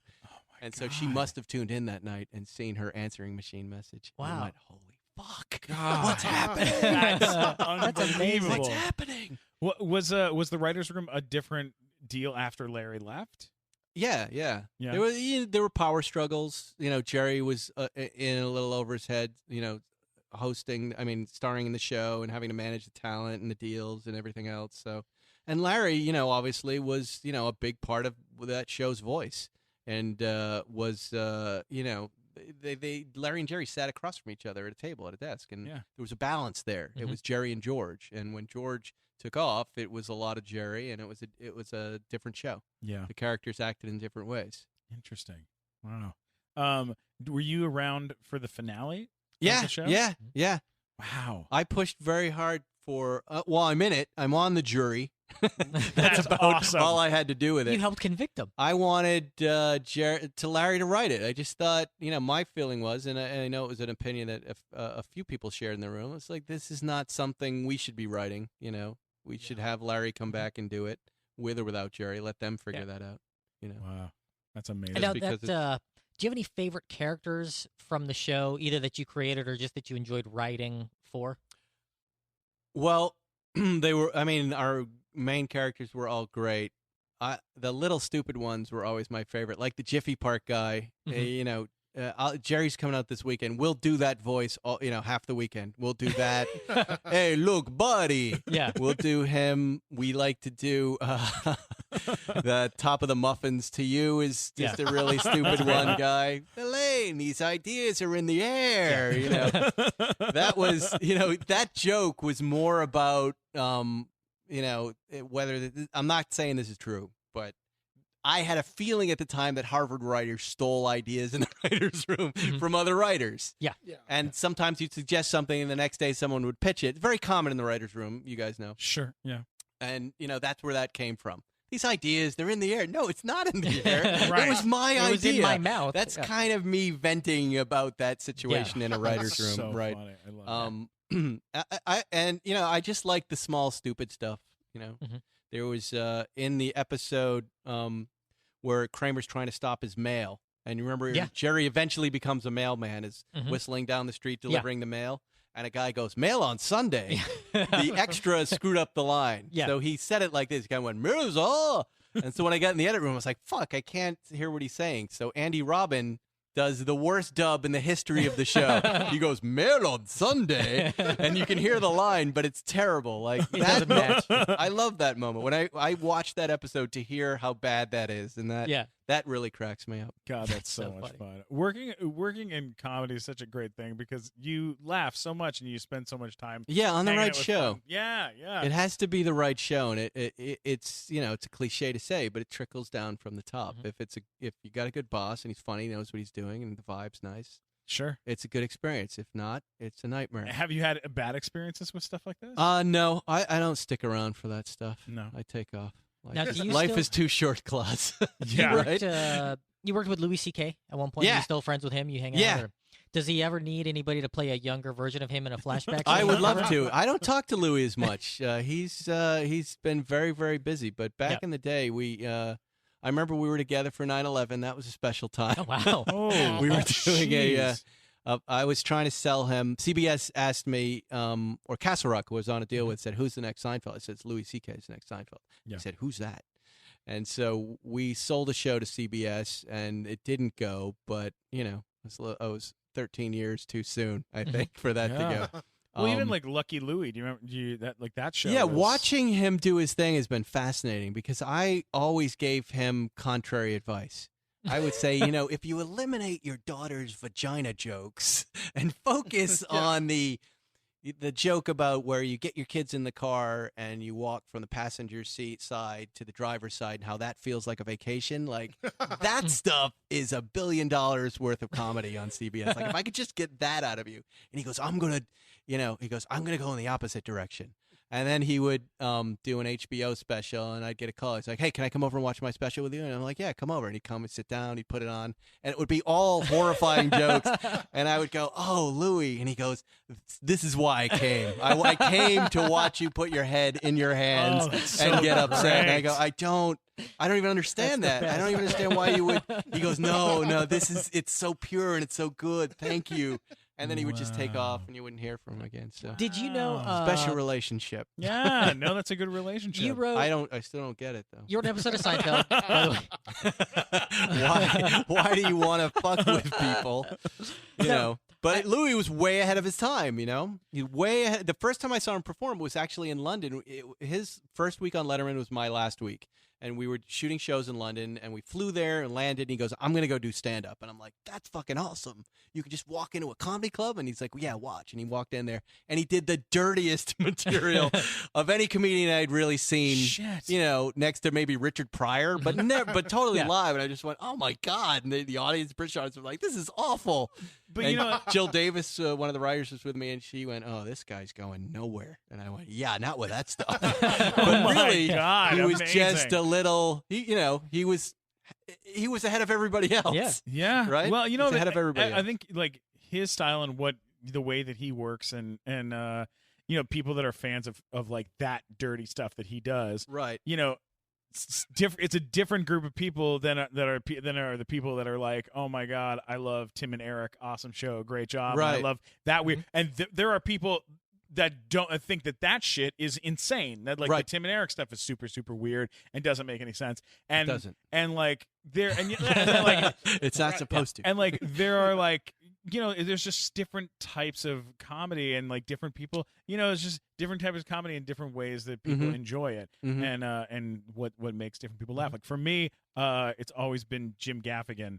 He's great. Can do like everything he does makes Mhm. me fucking laugh. Mhm. Like his material has always been like my kind of thing. I love Louis and I love Tim and Eric and stuff Yeah. too. But the guy, like the kind of stuff when I've watched them in person, Maria Bamford and Jim Gaffigan are the two where Mhm. I just can't deal. Like my brain starts like hurting from Right. laughing too hard. Yep. You know. Well, Seinfeld's act is pretty great. Oh, I mean, God. there was a week where Yeah, I of saw course. Sarah Silverman, Jay Leno, Louis, Chris Rock, and then I saw Jerry. Wow. And these are all great comedians, and they were Yeah. really long shows, but Jerry had the edge as far as the shape of his act. And I don't say that because we're friends.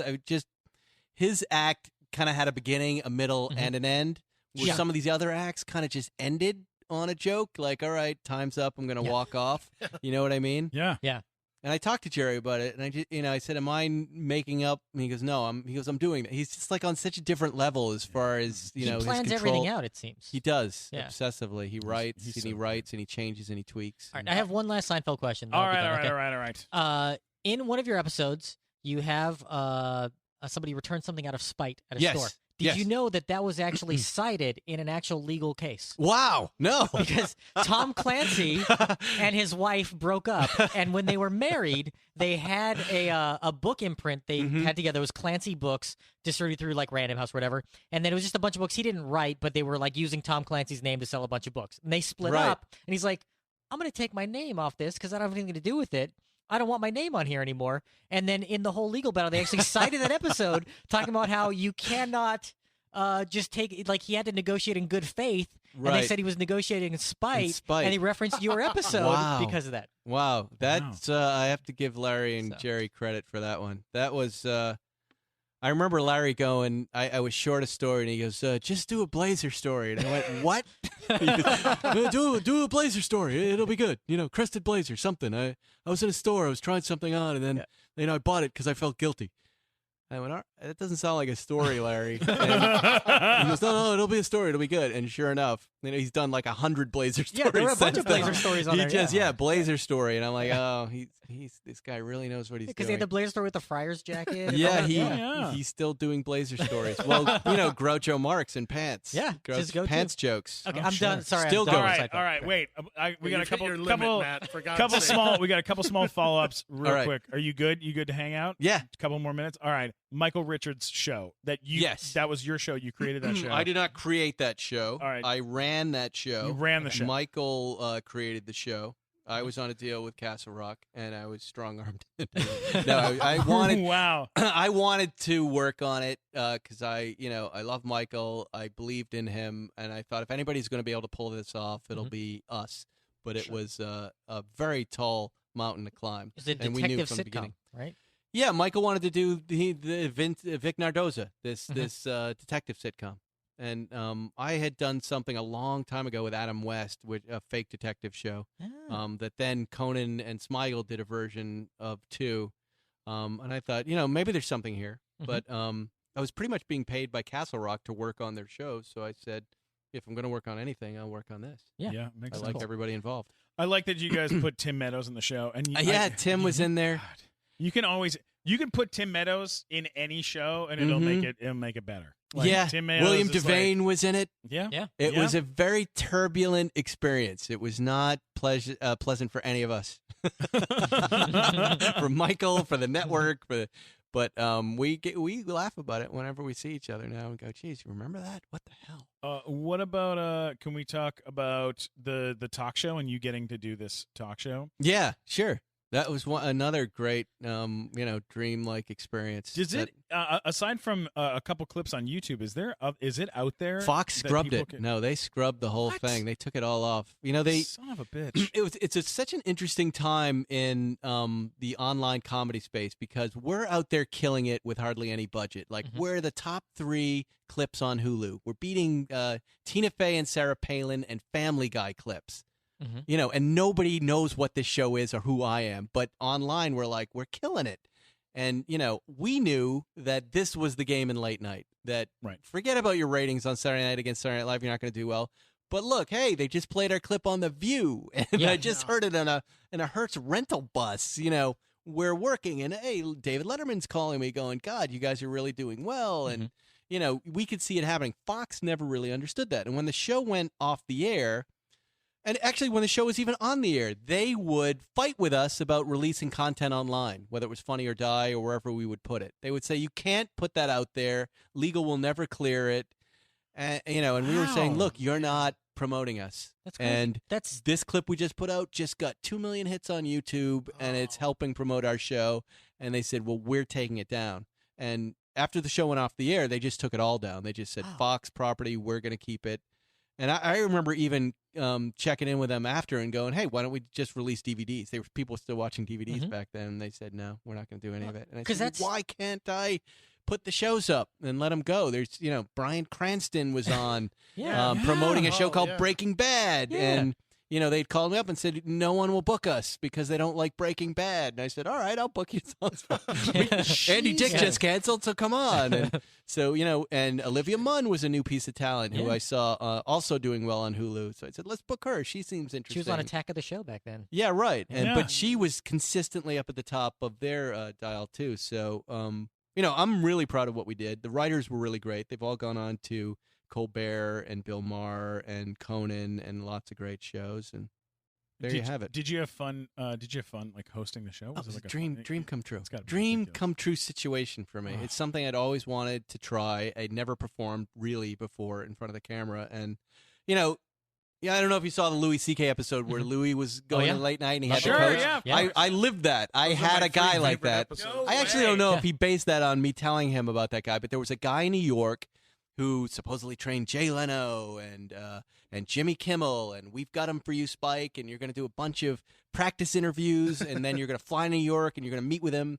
So you'd go and show up in this building in this tiny little office, a really tiny office, with this weird guy, and you'd put in your half-inch tape, and you'd play your interview with Jason Bateman, and he would watch it, and he'd sit in front of you, too. I remember this. He'd sit in front of me watching it, looking at the screen, and then it would end, and then it would be quiet, and then he would turn around and just go, there's a party going on here, but it's not your party.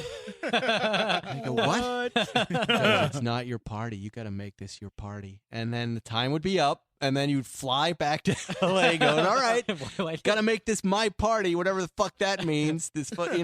Every minute of it was spectacular and fun and unreal. And I was just telling someone the other day, I didn't even know the show got picked up until I was walking on the stage to meet the affiliates in Las Vegas. Yeah. That's how they introduced me, Peter Liguri. He said, and here he is, and we're picking up his show. I got picked up walking up a set of stairs to go talk to people on a Tuesday morning. Oh, my God. I know.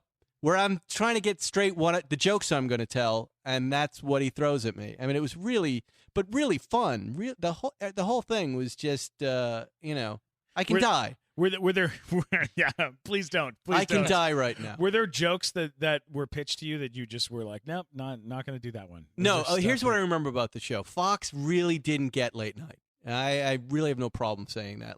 They would say, look, we're going to shoot 22 of these things. I'm like, fantastic. On Saturday night, I'm like, what? I'm like, okay. They're not going to be day and date. In other words, we'll shoot them in September, and they'll probably air sometime in April or May. And I'd be like, well, what am I talking about? And like, well, we do the show Mad TV, and it's broadly topical. So you kind of have to go, well, the Oscars will be in February, so you do a bunch of Oscar jokes. Yeah, but I don't know the movies. Yeah. Oh, you'll figure it out. So, that was the conversation from the beginning. Like, we were shooting from September to November. We had to produce all of these shows that ran the year. And, occasionally you do, hey, Ed Bradley joke. And then I'd be sitting at home in March and go, oh, fuck, Ed Bradley died. And that show airs next week. Let me pick up the phone and call nobody because there's no staff anywhere to edit this. And now I'm doing jokes about a guy who just died.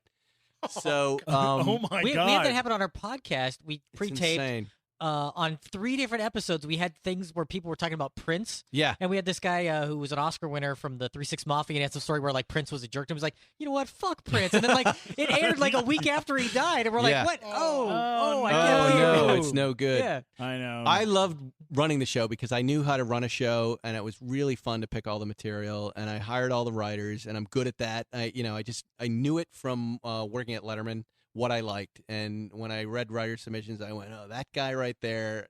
What a fantastic joke! I'm never going to read that from anybody else." It's coming off The Onion. We brought him in from Canada. His name was Barry Julian, and I think now he's running Colbert. But that ended up being was the best part of the show, is being in the writers' room, picking the stuff, and then going out and having it written for you. I prefer that to stand up. I always say, like, I'm kind of a TV comedian.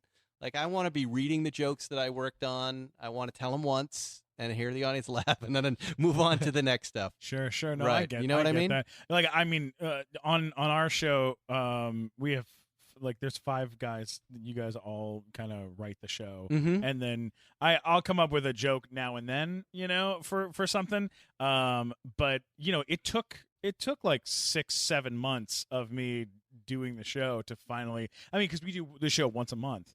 So, I mean, it took, 6 or 7 shows for me to figure out, oh, that's how I'm supposed to do this. Right, right. And like not like oversell the punchline, or not even that, or just sometimes like, I would take too much time with stuff, or right. Or introduce. I'm like, I'm now gonna do a monologue. Like I thought that was really funny to do that for a while, and now I'm just like, let's get into the news. You guys want to hear about the news? You guys want to hear about the? And then everyone will go news, and then I'll be like, here's the first thing. Boom, boom, boom. Joke. Get through like 5-6 jokes, and then we always end our monologue with something horrible happening to me. Usually, right? Like we've done it where I've said, man, this if Donald Trump ends up becoming the president, this country is going to become the Andy Dick of the planet. Right. We're just going to stop being invited to parties. Like no one's going to want us to be anywhere. And then with that, Andy Dick stands up into the audience and he's like, "How dare you son of a bitch!" and like storms the stage, and then he breaks a piece of the set, and then takes a bow, and we both bow, and then then we start the show. And it was fun because like with like I grew up watching Conan a lot. Like I loved watching Conan, especially old weird Conan, where it was like he'd take the desk for a drive through Central Park and stuff like that, and trying to find your own voice with things like that. And that stuff's the best. And letting people write for you, like letting people write great jokes, and then learning how to tell them. And great. starting tangents. Right. And just taking off. Right. Exactly. Right. Let's just write like a lot about the desk. Right. Exactly. It's too much. Right. Well, the best was like we were given gifts sometimes, like you breaking your foot. Oh yeah. And then I got to reenact him breaking his foot with action figures. He fell off a stage for the next episode. Really? I broke my foot at the top of the show during the monologue in front of 200 people. Oh my God. And then I crawled back to the desk. And then I sat there and watched my foot just expand while we did the show for 2 hours. It's like Guns N' Roses this year in their tour. Yeah, it was a whole Put thing. the cast on. Yeah, and everybody to was work. like, that was the cool thing is it like, what am I going to do? Get off the stage and end the show? It's like, you have to stick in it. You got to stay. And then you get that credit where everybody's like, you stuck in, bro. Just like Everybody's Axl. forgotten already. You're like, oh yeah. No one remembers that. Yeah, we used to. No. You're You tougher do. than Marilyn Yeah, just Manson. me. I went to a concert. Marilyn Manson broke his ankle after 3 songs, and he was like, "That's it, I'm out." I was Really? like, put on an Aircast. You're doing songs about snorting coke with the devil or something. Like, you got to be tougher than that. Yeah, I mean, come on. go do some, Summon Satan. take some for drugs a few backstage. minutes. You're Marilyn Manson. Come on. Yeah. All right, so before we wrap this thing up, we talked a little bit before the show about when you are putting together an idea, you pitch something to somebody, right. and you go, hey, I've got this show or whatever. Right. They send you a contract, some sort of thing for you to sign. Right. Okay. Right? Yeah. So it was what did you call it? What's that thing called? Well, first, let me set this up. Yes, please. I started a production company a year ago, so I'm making a lot of deals with talent. I've done this from all sides, but this production company has really given me a look at how business affairs works and studios work and network presidents and the conspiring that goes on between me, Spike, producer with my company, and the network, and business affairs, which is now at this time pretty much overwhelmed. Right? Mm-hmm. Sure. So they keep consolidating and getting smaller. So now you've got one or two lawyers, let's say, taking care of all of Fox. It's insane. God. And part of that becomes, you were saying you were, someone had offered you a show. Right. And the initial terms were shocking and insulting. Sure. And, oh, my God, and let's not even... Right? Yeah, And here's what I have to tell you. So sure. And, this, even with respect to Car Matchmaker, there's one release, and that release covers shows like The Real Housewives of Beverly Hills to Car Matchmaker, a respectable, funny and car show, to, Louis the Crazy Barber, people that fight the family, whatever it is. Right. Part of what's going on now is consolidating paperwork. In other words, there's one deal they just send out. Sure. To everybody, no matter who you are, including me. That's really interesting. So, yes, you look at it and you get a little angry and you talk tough to your agents and your lawyers, but they should be telling you that, look, just relax. This is the kind of the form offer. Like, unless you're Louis C.K., they're going to take a little special time with that. You just have to go back to them with what it should be. Well, I think at the time I just kind of had a lazy manager, which happens in this town. Sometimes you end up with somebody. He just sounds inexperienced, maybe. Well, sometimes they just go, we'll find somebody else. You'll do something else. When I was negotiating Car Matchmaker, yeah. I got the first part of that deal said we would like 10% of any sort of work you get based on Car Matchmaker, like if you endorse a car or you do this or that, because we feel we're going to make your name a notable name. We're going to make you famous. Nobody else knows who you are, right? That's essentially what they were saying. Right? Yeah. They're forgetting that there's like 20 years of my name's on TV all the time, and I've been on TV. It just came off a Fox show, right? Right. So you look at that. Yeah, you go, well, what the fuck is this? You get upset for a second, but then my lawyer is like, oh, this, it's a housewife thing. That's just their universal first offer. We'll educate them.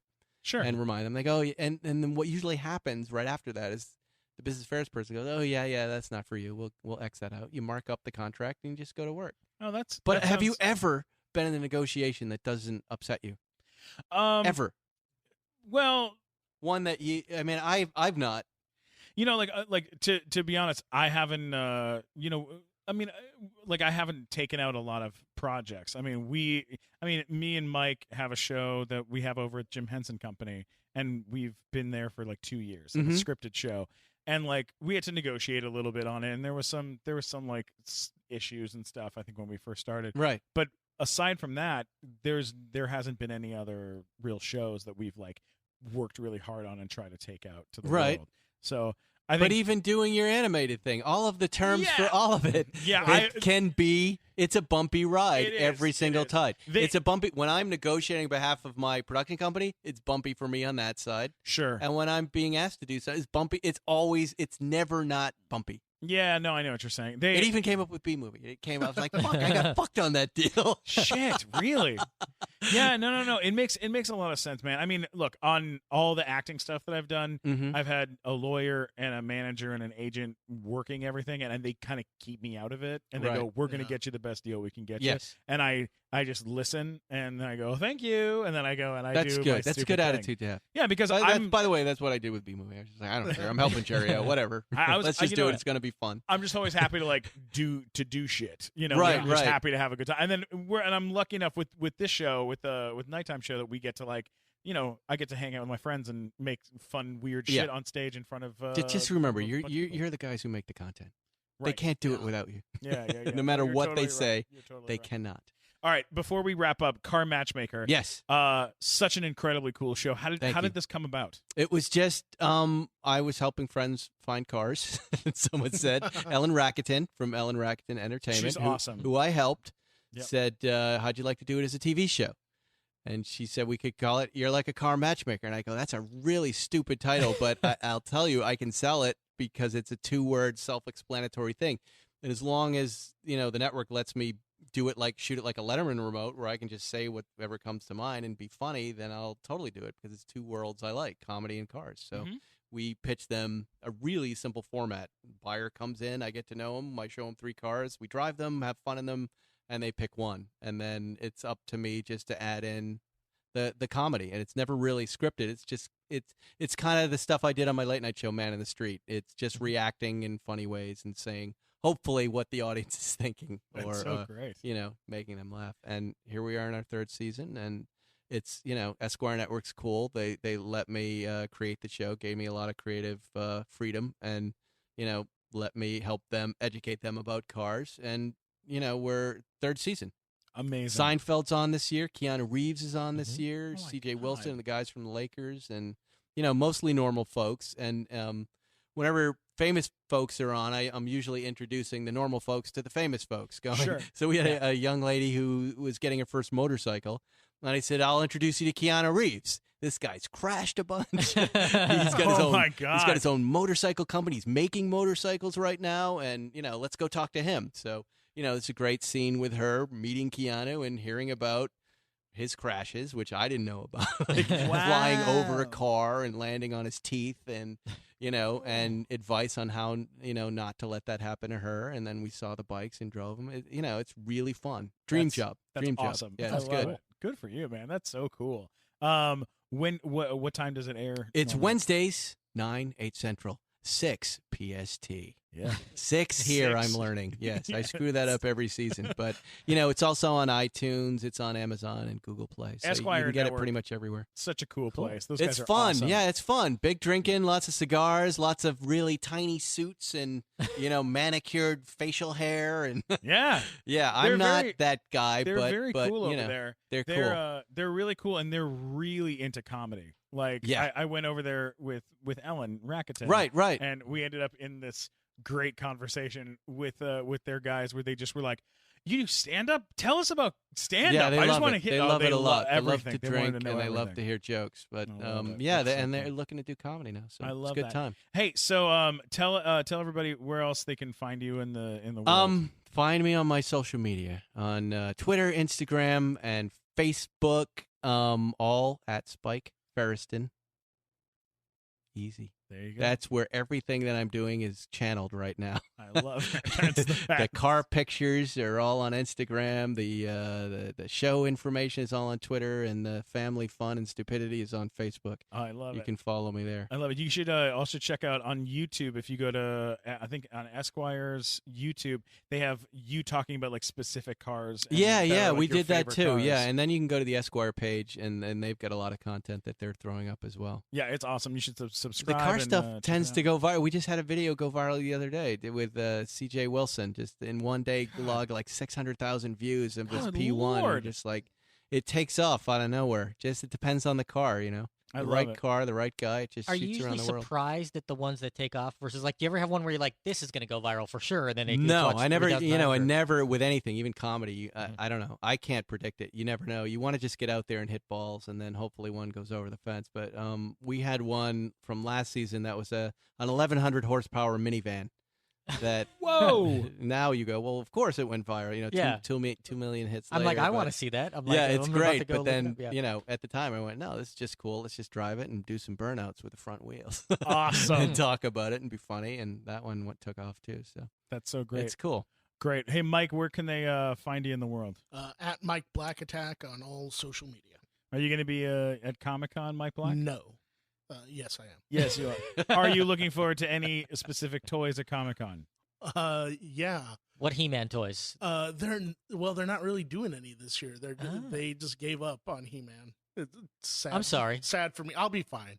I'm gonna go through a small grieving process, and then I'll be all right. He could use a hug, Spike. He probably could. No, there's a Transformer. There's a Bumblebee that's exclusive to Comic-Con that I'm very excited about, and I share that enthusiasm with 4 people in Japan. And, boy, me and Wang and Eddie are super, super stoked about it, and that's about it. Is there a shrine? Yeah, there is. Is it your apartment?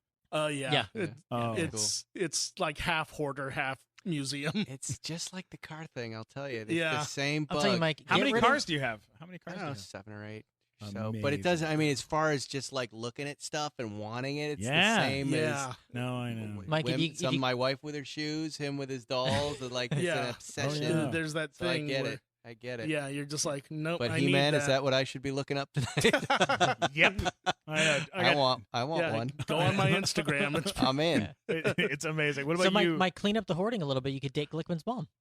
Hey, there you go. Yay. There you Date my go. mom. That'll work You could out. totally do that. It would be awesome. Oh, God bless I'm my in mom. favor of that. I would love to see that happen. Oh, the Matt. weirdest matchmaking ever. Why is this happening to my poor mom? All right, tell me, Matt, where can they find you? You can find me at funnymatt.com. All my links are there. Or if you were annoyed by all the things I had to say today, let me know at mattwalkersucks.com. Which is a great website where you Really? can go and I put all my hate mail on there. yeah, you can read all the hate mail of all the people that hate So you Matt started Walker. it. Yeah. Oh, I started it I don't himself? care. I don't censor. If somebody wants to send something in, if they don't like me, like the only times I don't put stuff up is if it's not mean enough. Like if something's boring, like you suck. Oh, like you're who really trolling now for some mean comments. Oh, You've Jesus. got some mean stuff on Yeah. there. What's your favorite mean one that's on there? cares?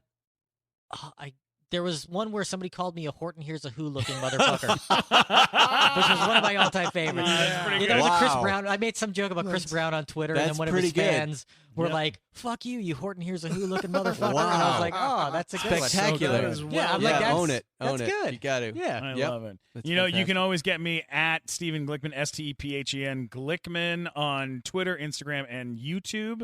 And then don't forget to subscribe to the Nighttime Show podcast. Leave comments, rate the show, tweet it, post it, send it to your friends. And yeah, that's And you know what? When me and Glickman's mom date, we can Oh. have Spike back Totally. to find the car that we make out Yes. in. Oh, Yeah. wow, that would be so Hello. great. Spike, I hope you would be here for that. El Camino. There in the we go. back. That's what I'm talking about. Under the stars, because she's classy. For her, just for her. Thank you so much, Spike. It's really incredible to be able to Amazing. sit down with you. And Thanks, guys. You know, No, thanks for having me. great It's a stuff lot to of talk fun. About. Yeah, can't wait. And we'll talk to you soon. Goodbye, Nighttime Show listeners.